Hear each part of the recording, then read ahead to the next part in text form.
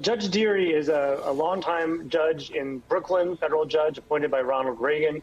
He had been on the Foreign Intelligence Surveillance Court for a 7-year term, I believe, so he is well used to handling very sensitive documents. He's fairly old at this point. He's taken senior status, and so he's sort of semi-retired. I think he's 78 years old.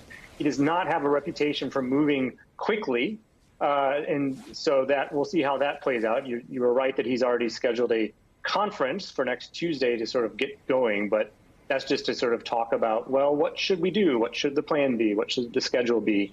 That's a long way from, I have now looked at all 11,000 documents and consulted both sides, and here's what we should do, Judge Cannon. She's given him a deadline of November 30 to complete that work.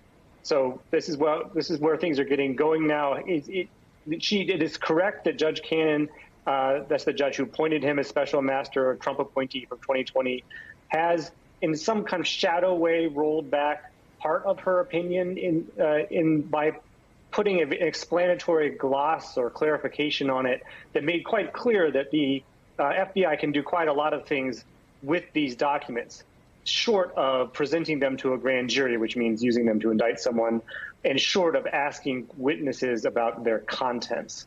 But she did give them some running room. The FBI is saying yesterday that's not enough. They need to be able to examine these contents, the contents of these documents, to see if there's a pattern of what kinds of things Trump took, and ask people about that, so that they can help, among other things, try to figure out if there's any other documents that would have fit that pattern that are missing. Because remember, one of the unanswered questions here is what happened to the other documents that were in those 48 empty folders that were marked as classified.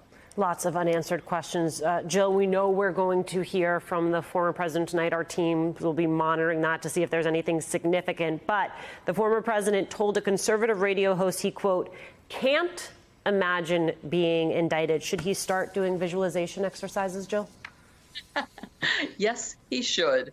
I think that we're getting to the point where it's almost inevitable and unavoidable that he will be indicted. The evidence that we have in public clearly shows violations of the laws that were identified in the search warrant. He has possession of documents in his desk, along with his passport. We know that he saw them. We knew he was aware of them. And we know that there were lies told to the department and the FBI about what was still remaining. They denied that there was anything else. And then, lo and behold, the FBI came in and did a search, and in a few hours was able to get 25 more cartons of things. So I think this is a serious issue. And for anyone to be saying this is just a storage issue, it is not a storage issue. It is a national security issue.